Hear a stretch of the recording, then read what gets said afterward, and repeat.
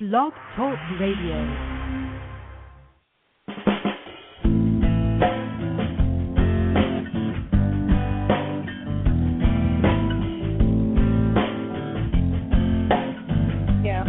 And then there's also... ever wondered why it's happening again? Welcome to MindShifters Radio with your co-host, the Forgiveness Doctor, Dr. Michael Ryce, and his wife, Jeanie. Michael and Jeanie share with you the wisdom of the ancient Aramaic internal process of forgiveness. They offer tools and support 5 days a week from 2 to 3 p.m. Eastern Standard Time. They will support you in building a solid foundation within yourself to live in pure love. In Aramaic, Rakh-ma. Michael is the author of Why Is This Happening to Me Again? For more information on Michael and Jeanie, please visit www.whyagain.com.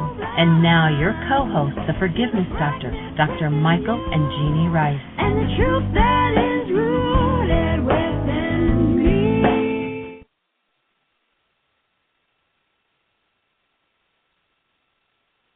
Hi, and welcome to MindShifters Radio.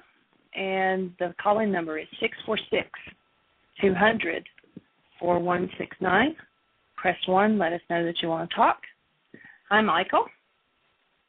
Good afternoon. We're in afternoon time for a change, doing show. Welcome, everybody, to MindShifter Radio, where we're here to support you in learning the ancient Aramaic technology of forgiveness, which is an interesting and powerful process that, although it's almost unbelievable for most people, leaves you without any capacity whatsoever to experience any sort of hostility or fear in your life. So that's what we're here to learn with you, to support you in learning, to give you the tools. If you're not familiar with our technology, what we're working with the ancient Aramaic language, where the tool of forgiveness has nothing to do with letting other people off the hook because we're in pain, but rather it's the tool with which you go inside yourself and remove your pain. So that's what we're here to support you in experiencing and living. If you want to call in, please, our phone number is 646-200-4169. And if you want to access the technology, on the right-hand side of our home page, Jeanie's work there on the website, www.whyagain.com. You'll find a link that says Download Worksheets.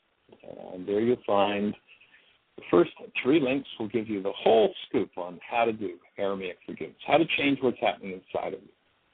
So welcome to our show. I believe this is day 30, Jeanie, of our celebration.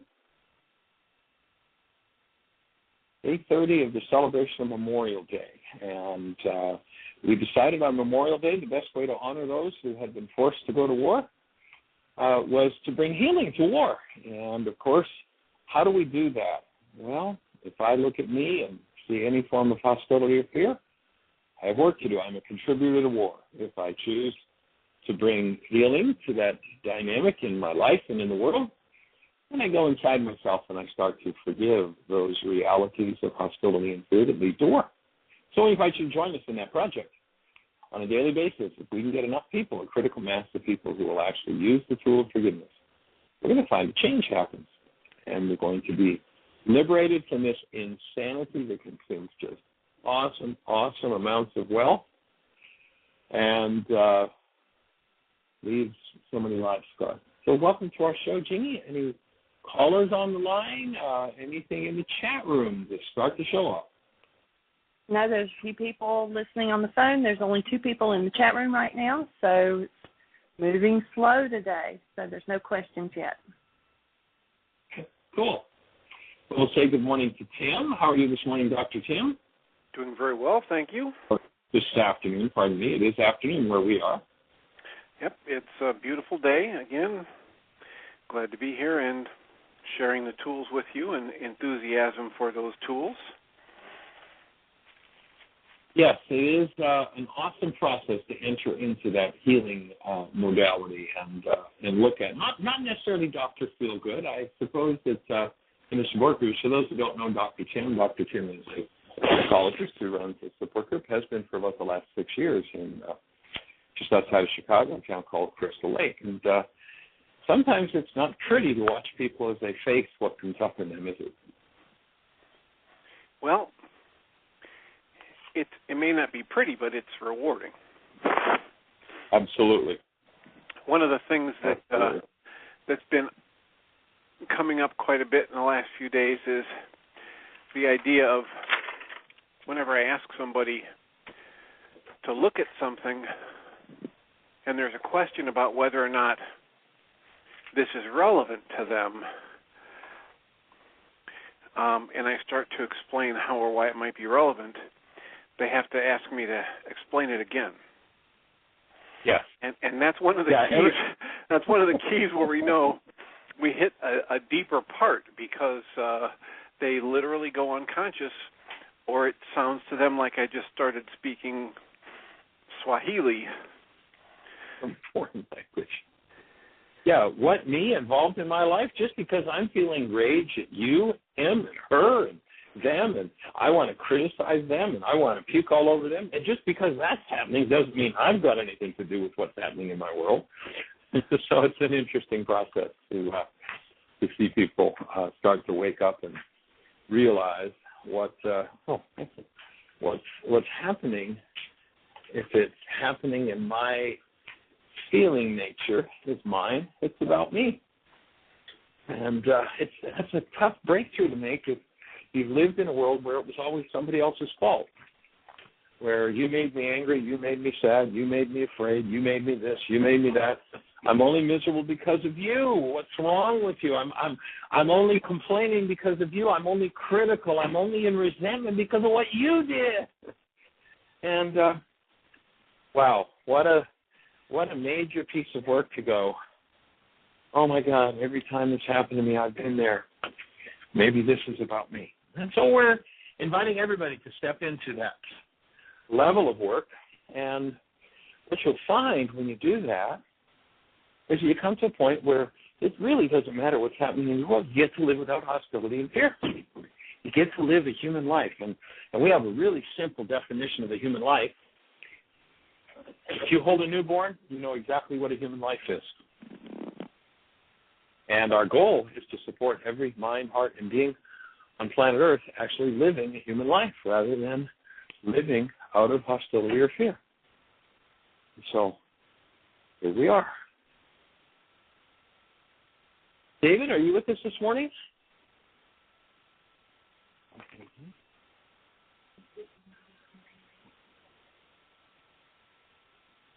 I guess David's not with us this morning. And have you heard about the visitors at Heartland and how they're acclimating to the culture shock? Well, we did talk with them yesterday. I haven't talked with them since just after the show yesterday, and there's culture shock and temperature shock, but it sounds like they're moving in the right direction and moving forward. Hold the space for that. And, we just actually got off an airplane about 50 minutes ago. Made the quick ride to our home here in Bristol, Tennessee, and walked in the door in time to hook up to the internet. And there was about maybe a minute and a half left to call the show. So we've just kind of arrived rather quickly here, and left Fort Lauderdale, Florida this morning at about we were on the move about 5:30 this morning. I guess 4:30 this morning, and so we just arrived in Tennessee. It's hot. It's a little on the humid side, but looks like a pretty day. So welcome to the show, everybody. And one of the things that I had in mind to talk about, do you have anything in particular in mind to bring up today, Tim? Well, just that process of how there can literally be a part of me that wants to fix something, feel differently, do something that's new and somehow going to lead to a greater sense of joy or aliveness.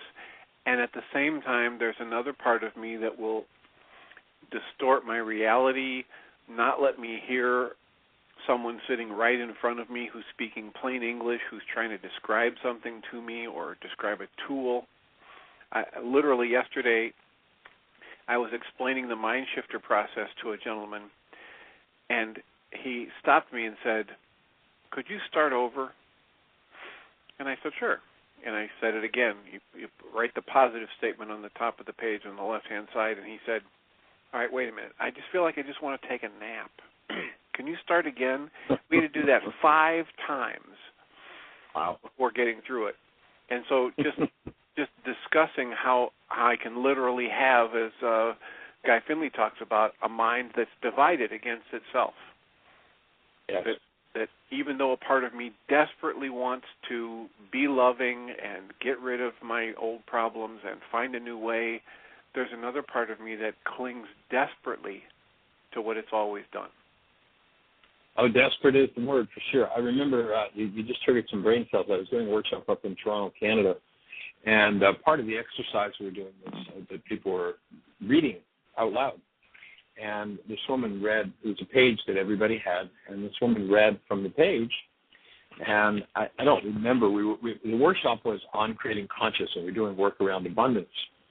And this woman read her section on the page, and she read a whole line that wasn't there. And so I asked her, everybody in the room had the same page and looked at it, kind of like, what happened to you? And so I asked her to read it again. So she read it again and put a whole line in there that wasn't there. So then I asked her to follow along with her finger, word by word, and read what was on the page. And she pointed to it on the page and read it again. I remember a woman in South Florida. I used to have a private practice in South Florida, and there was a woman who was a dancer. She danced in ballroom dancing, and her mother had never come to see her. This woman was in her mid-40s. A lot of really heavy-duty challenges with her mother. Very wealthy family and a lot of heavy-duty challenges. And she worked through a major piece with her mother in a session and was dancing that night. Again, her mother had never come to see her dance. That night, unbeknownst to her, her mother was in the audience. She turned around. She did a twirl, and her eyes fell on her mother in the audience. And the issue that she had worked through was an issue from when she was about 5 years of age. And as her eyes fell on her mother sitting in the audience, for the first time, she saw her mother's aged face. She had not seen her mother with any other eyes. Her mind had not served up any other reality about her mother other than that picture of her being the same age as she was when this girl was 5. She turns around and sees her in the audience, and all of a sudden, her mother's aged 40 years. The mind is a funny thing. It's a very, very tricky thing.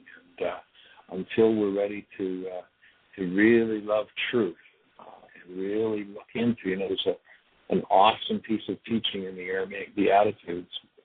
When you listen to them from the Greek language, they kind of sound like a really nice philosophy. Wouldn't it be nice to live like this? But in Aramaic, it's a whole different thing. It's not a nice philosophy. It's about how to get the part of your mind that supports truth to become active rather than just playing out from whatever's firing in brain cells. And so, you speak to this person, and our listening doesn't happen from someone else's speaking. Our listening happens from our own brain cell structure. That's a tough lesson to get when all your life you thought you were listening to people. Our seeing doesn't come from who and what's out there. Our seeing comes from our own brain cell structure. And so the Aramaic Beatitudes shows how to activate another level of mind function. There was so much wisdom in the Aramaic. And of course, I know in your practice and in your work with the support group and such, you've seen the effect of it over and over. When people actually activate, in the Aramaic, they speak of, the Beatitudes, they speak of an actual neural structure that is unconscious, that is hidden. And so we hear that the Beatitudes, as the Greeks would translate them, come out. Blessed are they who, and then there's this whole scenario, this nice philosophy. In Aramaic, interestingly enough, there's no way to translate those words as blessed are they. What it actually says in Aramaic is a latent neural structure implanted by God to guide you to happiness and well-being becomes your conscious possession. And then each of the Beatitudes is a set of how-tos. It's how to do it. And the first one is an interesting example because we're told, of course, in the name of the man who said, I come to connect you to the spirit of truth, we're told that it says, blessed are they who are poor in spirit. And and this isn't the name of the man who said, I come to connect you to the spirit of truth. How do you make that logical? And this is one of the ways we know that the Aramaic was prime, that it came first. The Greek did not come first in any way, shape, or form. But in Aramaic, what it says in that beatitude is, a latent neural structure implanted by God to guide your happiness and well-being becomes your conscious possession. You who love truth, who look into your errors in thought, the errors of your society. Now, if I want to blame everybody else, and my whole language and my whole culture has taught me, you made me angry, you made me sad, you made me afraid, it's all your fault, then I love lying. I don't love truth, because nobody can cause anything to happen inside of me that isn't already inside of me, and it's me that's causing it. It's not somebody else. And so the Beatitude says, those who love truth and look into their errors in thought and the errors of their society. And then what it tells us, if you go to and interview physicians around the country, you'll find that everybody's complaint, the main complaint all over the country, is stress. And what it says is if we love truth enough and look into our errors in thought and the errors of our society, what it says is we'll be cured of mental stress. A whole different game. And it sounds like in your sharing with this gentleman, the mind shifter process, it brought up some mental stress. And the tradition in the mind is when I'm too stressed, I just block out what's coming in. So I certainly understand that, having to say it 5 different times. And it is a process of building brain cells. It's not an easy game to play. Well, Michael, go ahead. I just have to say, I've been in the room with people on both ends of the spectrum. This gentleman was one who just desperately wanted to get it, and despite the fact that his dissociated mind kept blocking him from it, he kept asking me to repeat it. He could laugh about it. He knew it was silly that he couldn't get the words, and he stuck through it until we had it written down so he could take it home and read it and do it. On the other end of the spectrum are people who they absolutely get furious, and they think I'm trying to trick them, or that I'm speaking gibberish, or I'm trying to make things convoluted just so that I make myself look smarter, and they eventually give up and walk away from the very thing that could relieve their mental stress. So I applaud those people who stick with it. Yeah, it's a very common thing for people to walk away from that which shows them what they have perhaps denied all their lives. It's almost tradition. In fact, we call that the seventh beatitude. And when people key into the seventh beatitude, function out of the seventh beatitude, man, they'll just puke all over whoever gets in their way, and will bulldoze and destroy, and of course run away. I'm out of here. And that actually becomes, interestingly enough, blocking truth is an addictive way to manage stress. If there's something that's not true in me and I block it out, if I keep it hidden from myself, by blocking it out, I don't have to look, and it stays out of sight, out of mind. When truth shows up around that particular issue, whatever it is, then what happens is my stress level goes up. And when my stress level goes up, all of a sudden, if I'm addicted to blocking truth, I will attack or try to get rid of the information that's bringing me closer to the truth about me. And, of course, how can I tell that's the dynamic? How can I tell that's what's happening? I'm in hostility or fear. When I go into hostility or fear, it's always a sign that there's something I'm not wanting to look at. Jeanie, you sound like you had a comment or a question or somebody on the line. We have Lady Jane on the line. Oh, awesome. Young lady, how are you? Awesome. I'm fine. Are you okay? We are well. We just arrived, just got off the airplane less than an hour ago to get here to Bristol, Tennessee. We left Fort Lauderdale this morning, got started on the road. Now, correct? We're going to take some time. Yeah, there's a big family reunion this weekend. And that's going to be a blast. A family party. We won't relax for about 3 days, though. We're actually going to be moving Ryan and Gabby. I didn't know that. Oh, did you get my envelope out there, Jeanie? We just arrived like 5 minutes ago. I haven't even gone through mail yet. Okay.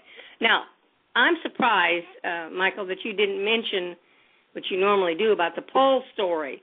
About the fact that he wants to do right, but he ends up doing wrong. Right. Yeah. Why is it the things I would do I cannot do, and the things I hate are what I do? That's a perfect example of not knowing how to get close enough to truth to alleviate your stress. Okay. Now, here's a problem that I want you to solve. It's my job to solve it. Okay. I can do that. All right.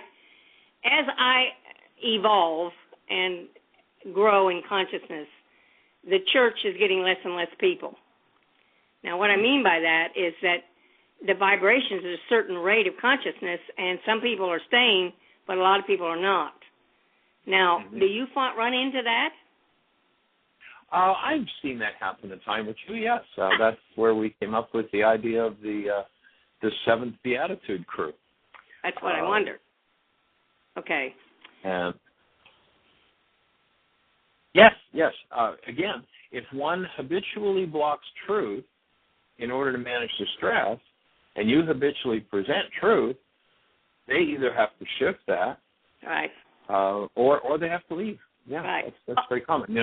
And as you begin to do the deeper and deeper levels of work over the years, I've noticed that one of four things occurs, and that is that people, first of all, will see it happening and go, wow, this is awesome, I want some.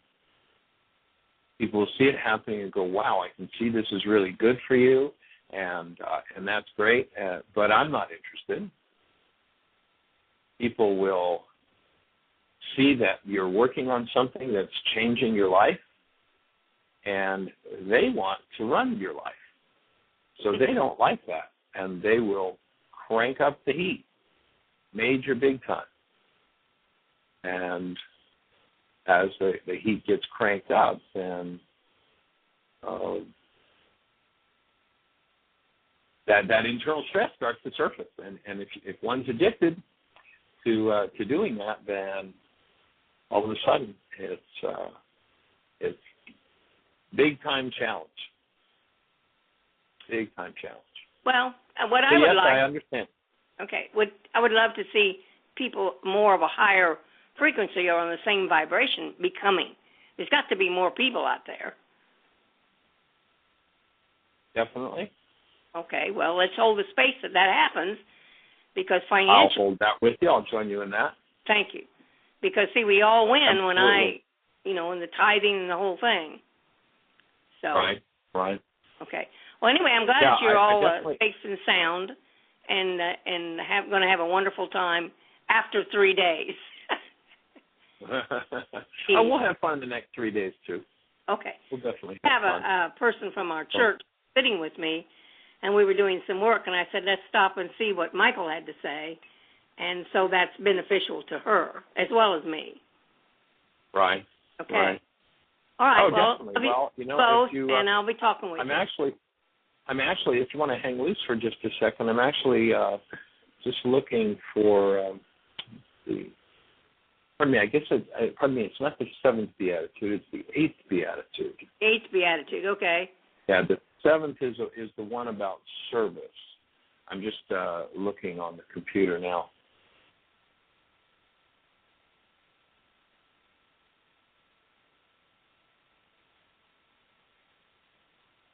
And so the seventh one is about the peacemakers and those who, in Aramaic, what it says is those who through service, and there's a specific reference in that seventh beatitude about service.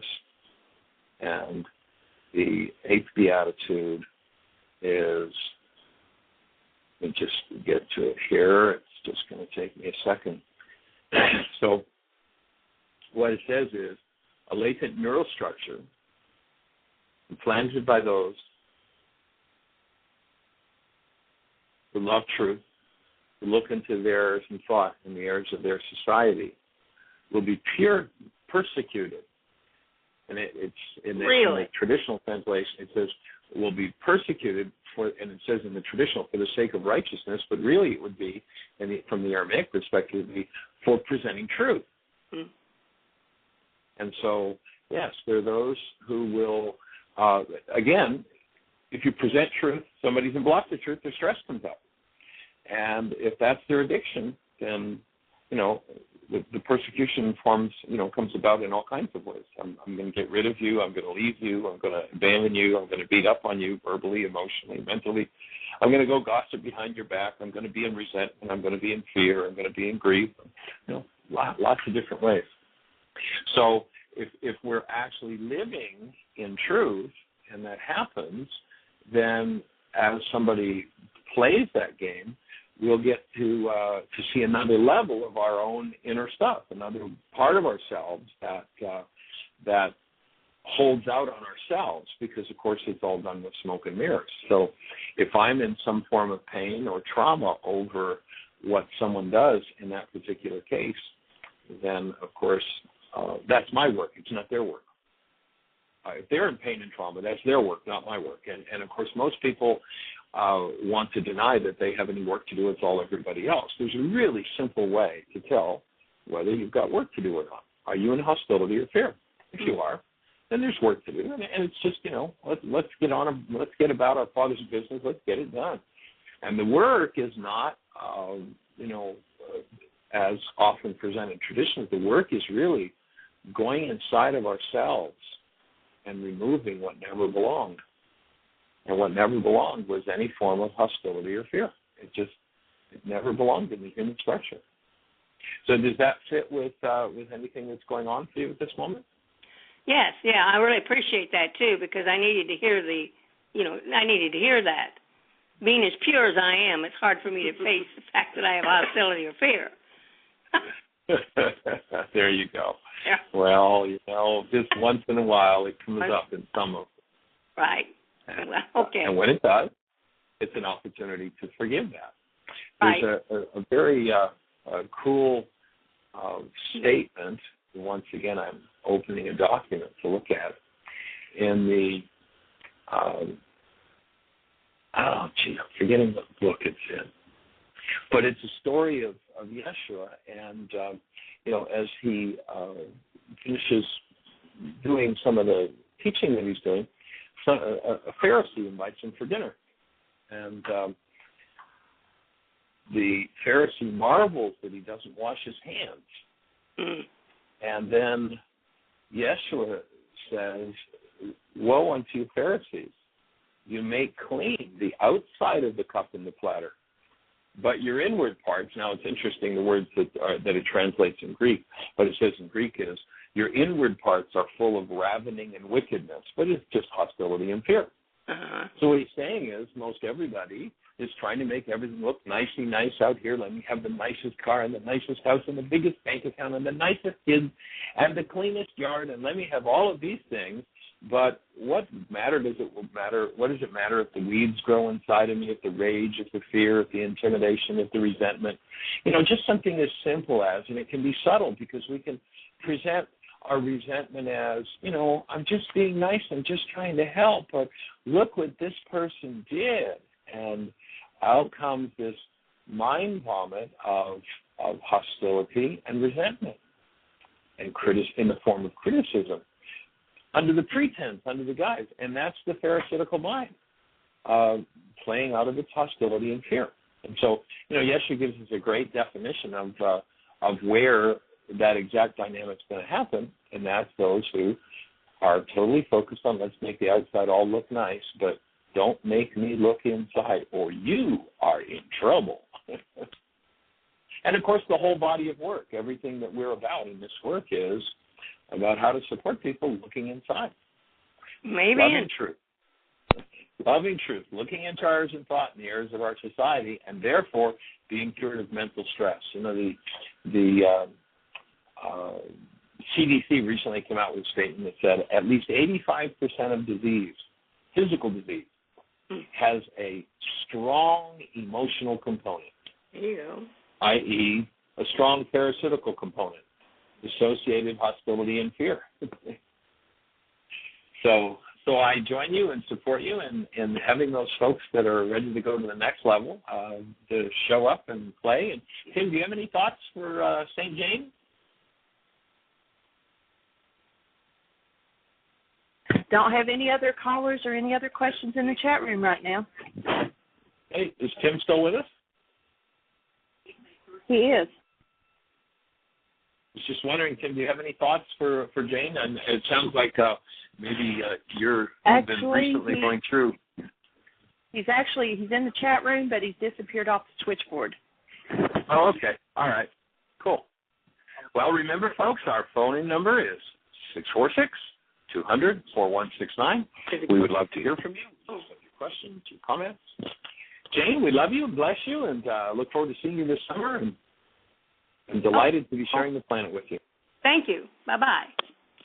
Okay, blessings. Bye-bye. Yeah, it takes really a courageous attitude of mind to go for the rewards that are there for one who's really willing to look inside and engage in that deep work of love of truth and doing the work. You know, oftentimes belief systems develop that don't include anything to do with the work. I run into many people who've been following Yesha for years and have had no direct experience on a cellular level of the active presence of love and have lots of, you know, nice words to say, but the actual experience of that love is what his work is about. And he says there's work to be done. You know, there's a body of work that we each need to engage in. And to taste the practical rewards of the journey, you got to make the journey. And when you do, it's absolutely awesome. You know, we had Nene call in yesterday.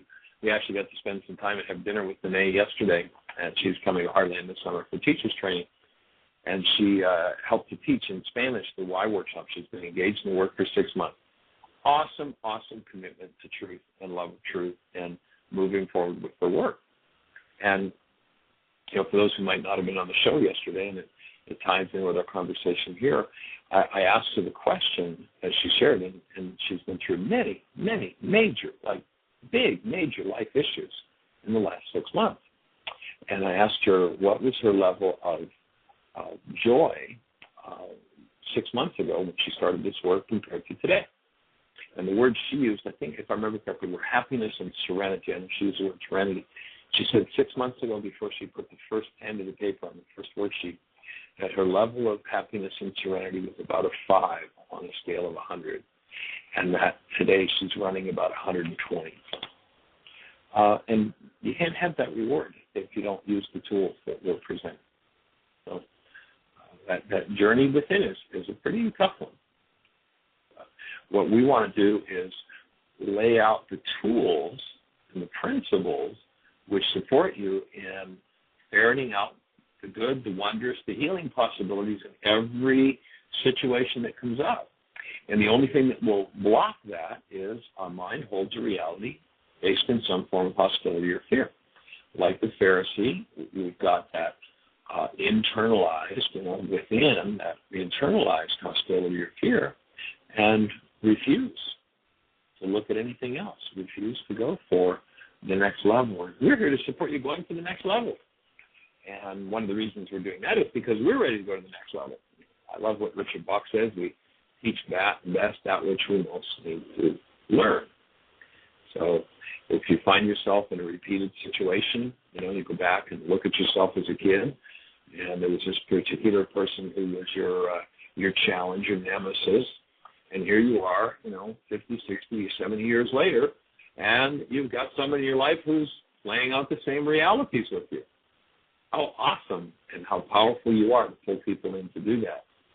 And when you recognize that you're the common link, then you recognize that you have work to do, and it's not all about them. So that's where we're heading, and we're delighted that you're here. On a practical level, we're on day 30 of our celebration of Memorial Day. We invite you to face an issue in you today that's based on some form of hostility or fear, and let go. Let it loose. Forgive it. The forgiveness process is on our website, www.whyagain.com. Our intensive season starts on July the 18th. If you're ready to crank your work up and take it to the next level, we'd love to have you join us. And get willing enough to look at your internalized misery right square in the face. Most people only ever see their internalized misery when they project it. They use their misery to build their brain's image of someone else. Of course, they feel it in their physiology, but their mind actually shows them pictures that it belongs to somebody else. And, of course, how can you tell it? If we'll go back to a principle from the codependence work that we talked about a few weeks ago, and that is that if we had a power person that used us, if we had a power person that always had you to blame for what was going on in their lives, and you never rise above that, then what happens is you'll experience the same pains and traumas as your power person did, and you'll always have the belief that it's about somebody else. So the mind will focus. You'll follow the pattern unconsciously of the power person, and the mind focuses on what that other person did to you, and all the while proclaiming how terrible they are and what they've done and how they should, and you know how to correct them. Boy, you really know how to fix them and put them on the right path, because, of course, you're on the right path. But notice that you're doing exactly what your power person did. Your power person used you as an excuse to be in pain and have somebody to blame. And if you're in pain and you're proclaiming it's about somebody else, you're using them in order to avoid responsibility for your internalized pain. That's the principle that causes war. That's what we're here to support healing. Jeanie, any comments, questions, thoughts, answers, ideas on the... I just had a thought, share about Nene and the workshop that we did Sunday with the center that works with abused children, and how we had English and Spanish both going. That was awesome. Yeah, that was really pretty cool. We had about 25 or 30 people on one side of the room, and then there was a divider wall, and on the other side of the room there were about 15 Spanish folks sitting around the table, and so I taught the workshop in English. It actually was kind of reminiscent of when we did it with Dogen Kempo, and we actually had a Tibetan monk that we taught the why and forgiveness work to 3 days in a row. We taught it to him personally, then to some of his students, and then at a center that he ran. And then the fourth workshop, 4 days in a row, we did a why it's just happening to me again workshop was in there. We taught it in English, and because the majority of the audience was Tibetan, he taught it in Tibetan. And it was kind of like that in Spanish. The last, let's see, what day was that? The time has gone so fast. I don't even know what day it is. I guess today's Tuesday, right? We're at Tuesday already. Here we are, Tuesday. So that was Sunday. And I presented the workshop in English, and as I presented an idea, then Nene just did this awesome job. I mean, you want to see somebody glowing. This lady was just glowing as she presented to these people who were so excited. She just did such an awesome job. Maybe if you're out there, Nene, you give us a call. She listens to the show pretty often, but it was just so fabulous. And we, as I said, we had dinner with Nene last night, and it's pretty cool to watch how this lady has just taken the tools.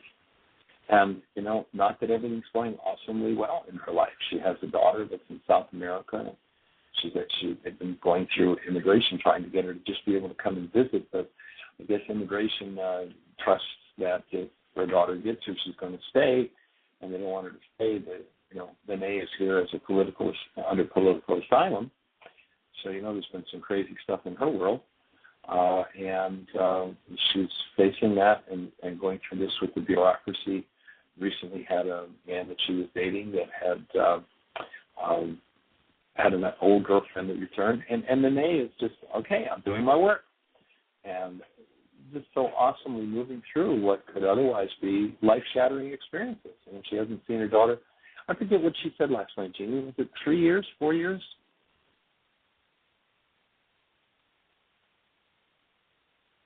Remember? Anyway, whatever it was, it's been quite a while, and she's trying to get to see her daughter, and her daughter lives in Argentina, and doesn't. They won't give her a visa to just come and visit for a couple of weeks, and she's doing her work. And she called and asked for support. She actually was on the show one day processing that. Because it's major stuff. And, here we are. We all have major stuff. But that's no reason to give up our human lives. Now, the non-being mind, the mind based in hostility or fear, will tell us, oh, yeah, well, of course, how could I possibly be loving in a situation like that? Well, you could be loving in a situation like that because there's no hostility or fear in you.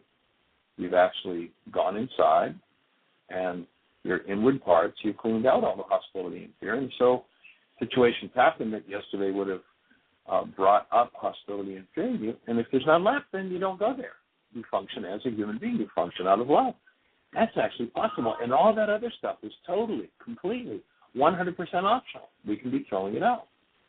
In the book, Why Is This Happening to Me Again, we talk to the character, Richard, about how he goes from relationship to relationship, situation to situation.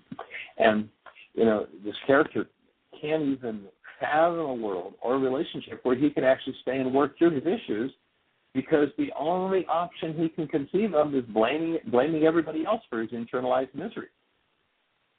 He's kind of like the classic innocent victim. And of course, innocent victim is an oxymoron. There are no innocent victims. There are only volunteers. And we volunteer by refusing to come back into relationship directly and consciously. What forgiveness does from the Aramaic, instead of letting other people off the hook, as the Greek translations would tell you, what forgiveness does is it gives you the opportunity to come back into direct conscious relationship with the dissociated parts of your mind, the parts you've been denying and blaming on everybody else. And when you come back into those parts, you also all of a sudden have choice over them. When you're in a dissociated state, whatever you put in there, whatever goes into that denial state, when you say you made me, and you follow it up with whatever it is when you're talking to someone else, you made me, you're talking from your dissociated state. And whatever's in that dissociated mind, every feeling, every thought, every rage, every grief, every behavior that went in with that is in the dissociated mind. And guess what? You can't change it. While you're looking at a picture made up of that data, and the picture appears to be about someone else, you can't change that content. So, and there's the essence of Paul's statement where he says, I've written this awesome stuff about love. I want to be loving. Why is it the things I would do I cannot do, and the things I hate are what I do? It's really very simple and very obvious what's going on, and that is that he's in that innocent victim state and doesn't know how to crack the code of his own dissociated mind. 2,000 years ago, the man named Yeshua gave us an exact and specific set of tools for how to do that. It's called forgiveness. When you crack it, you put an end to the cycle of why is this happening to me again. And we're here to support you doing that. And we're here to end the cycle of war, which comes from our own dissociated hostility and fear. Michael? So, yes, sweetie. I apologize. My battery went down and I got kicked off the phone, and so I missed part of that. Okay. But Tim just sent a thing and says he has another translation of the 8th Beatitude if you want him to read it. Oh, please, yes. That'd be awesome. Sure. There are many nuances in the Aramaic. Is this an Aramaic translation you're looking at? Yeah, this is part of that DVD I sent you. Oh, right, sure. I was trying to bring this up while Reverend Jane was on the phone. In this translation, he breaks the eighth beatitude down into three parts, since he feels there are separate threads that tie together. But the eighth beatitude from the King James Version reads, "Blessed are they which are persecuted for righteousness' sake, for theirs is the kingdom of heaven." And the New Translation is offered, "Then comes the birthing power that forces you further from your old habits, that you may touch more deeply your true home in divine mystery." And then the ninth one reads, "Blessed are ye when men shall revile you and persecute you and say all manner of evil against you falsely for my sake." That's from the King James Version. And the New Translation for that is, "Others will project, attack with vicious words, or even separate from you because your creations threaten them. No, they seek to divert your unfolding in spirit." And then the last segment is, "Rejoice and be exceedingly glad, for great is your reward in heaven. For so persecuted they the prophets which were before you." That's from the King James Version. And the new interpretation of that is, "Resolve to increase your radiant aliveness, dissolving the last vestiges of fear, as your union matures fully. All before you who awakened to divine purpose likewise passed through this final learning." Oh, it's a challenge. I think they said something about the test of fire. Going to melt the dross off of the gold. Yeah, and so for Reverend Jane, I would just say, when you're doing your own inner work, sometimes people will come along and want to jump on the board and do their own, and sometimes they'll want to attack you, and sometimes they just leave. But our challenge is to just keep our focus. What is it about if my eye is single? My body will be filled with light. Precisely. And, of course, when somebody else is trying to force their issues on another, they're in the place where Yeshua would advise them, why are you trying to take the speck out of your brother's eye while you have a beam in your own? And you've got a log blocking your own vision, your blockage of truth. Why are you trying to change somebody else?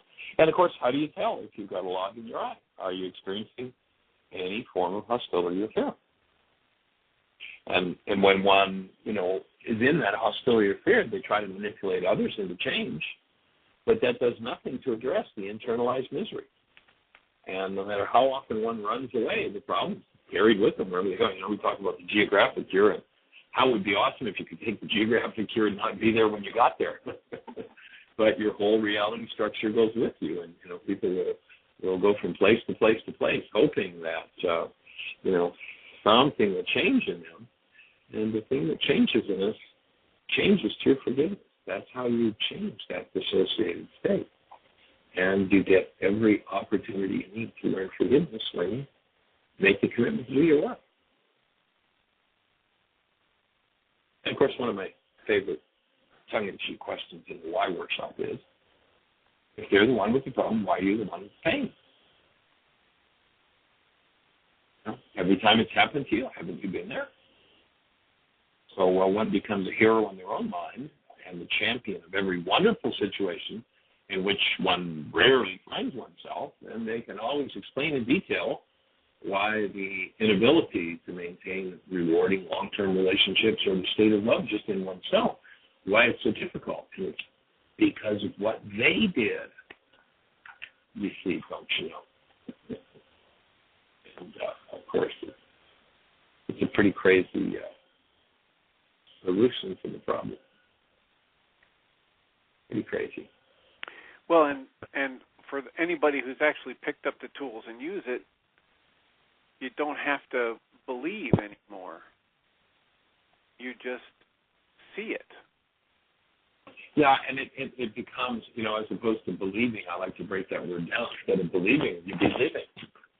You have to live it rather than just believe in it. There are lots of people, Yeshua talked about those who would come to him prattling with their words, but their hearts were far away. Well, they believed, but were they believing it? Were they living it? living the active presence of love when you think of the Creator, when you think of neighbor, when you think of self. And if you can do that, then all the clouds are gone and you can see clearly. But the last mind that wants to clear the clouds is the one who's filled with them, because they actually believe it's everybody else's cloud. And so that's that's kind of the essence of the codependence work that we do. And I believe somebody else can cause something to happen in my mind. Now, there's no question there are people who do crazy things. That's very true. But those crazy things don't cause our pain. What causes our pain is the fact that we have pain in us. And when somebody shows up that resonates that pain, if we're in denial and dissociation, we point the finger at them and say, why are you causing so much pain in me? We just miss the opportunity to change that painful reality within us by owning it and moving through and out the other side of it. So here we are, looking to own and move through every hostility or fear that the mind could possibly present to us. It's an awesome task. It's an awesome opportunity. It's an awesome responsibility.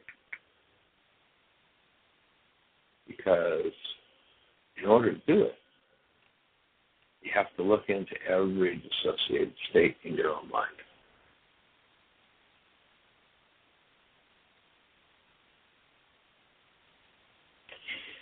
Six 200 4169. 646 200 4169 is our number. We'd love to hear from you. Give a question, comment, thought. Is what we're saying making sense to you? If it's not, call us and ask us why. Ask us what's going on. Why would we say such crazy things as, I'm responsible for what's happening inside of me? Challenge me. Love to hear from you. 646 200 4169.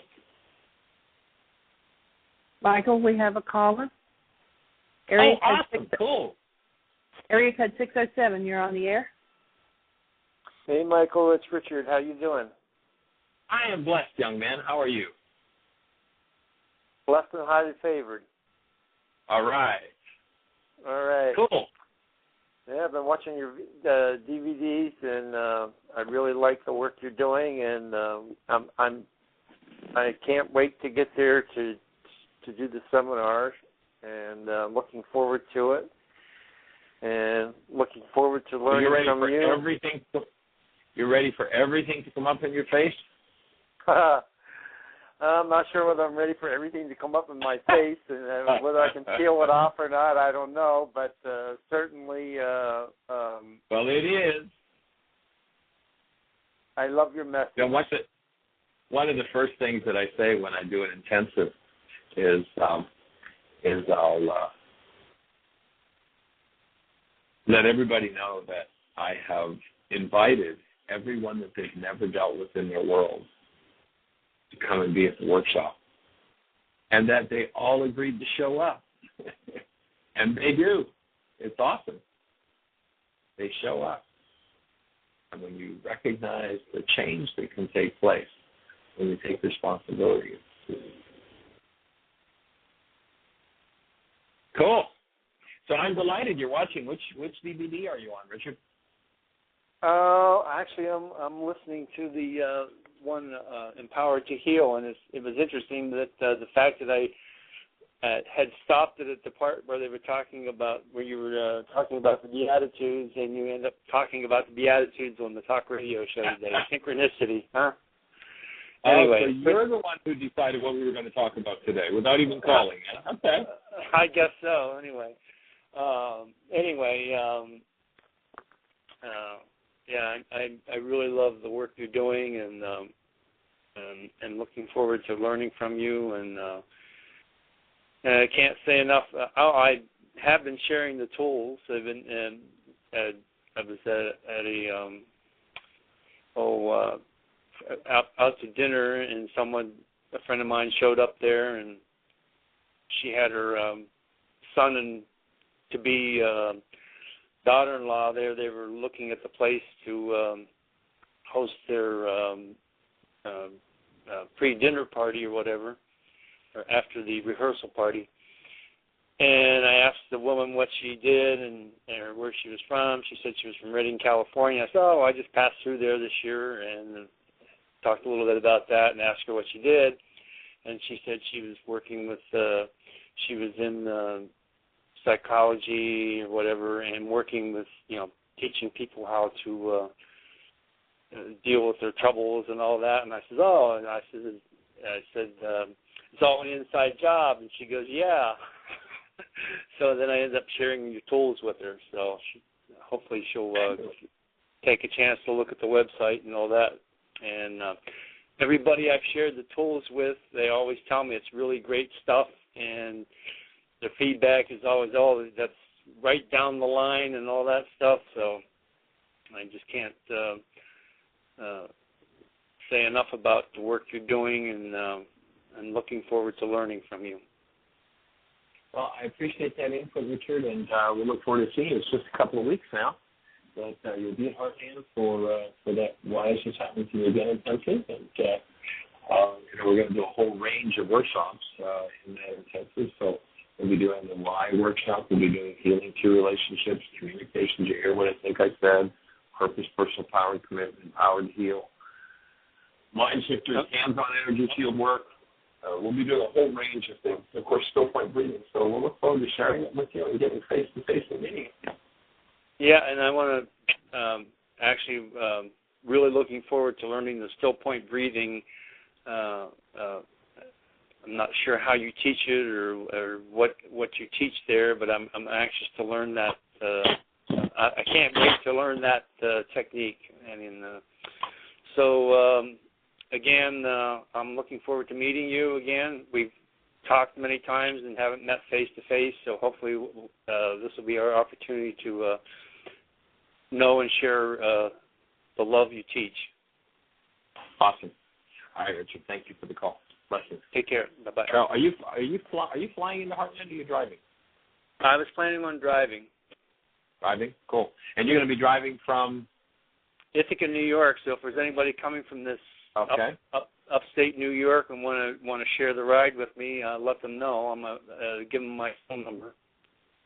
Okay, I'll keep an eye, and if anybody wants to come from that direction that wants to share expenses and the ride and such, I basically would probably be traveling Interstate 70 through Indianapolis. Even if there's somebody coming from that area and wants me to jump aboard on the way through, let them know. Cool. Fabulous. Thank you, Richard. I appreciate it. We'll see you in just a couple of weeks. All right, take care. All right, blessings. Bye-bye.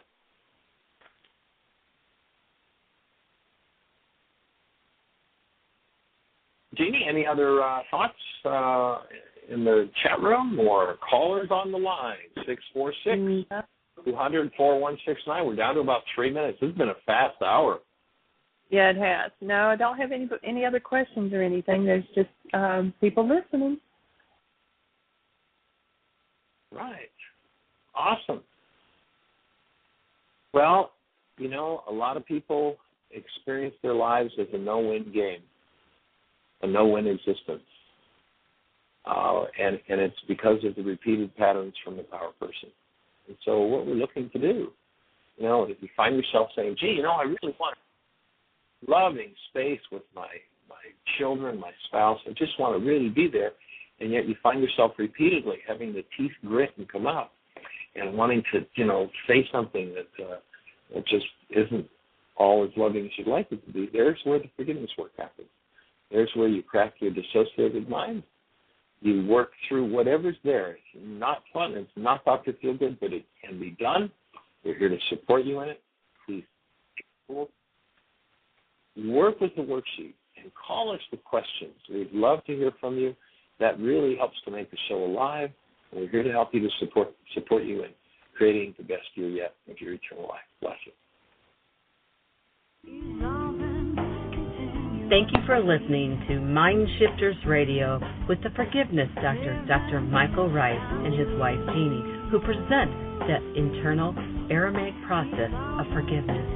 Michael and Jeanie are here every Monday through Friday from 2 to 3 p.m. Eastern Standard Time on Earth Angels Radio. For more on Michael and Jeanie, please visit www.whyagain.com. That's www.whyagain.com.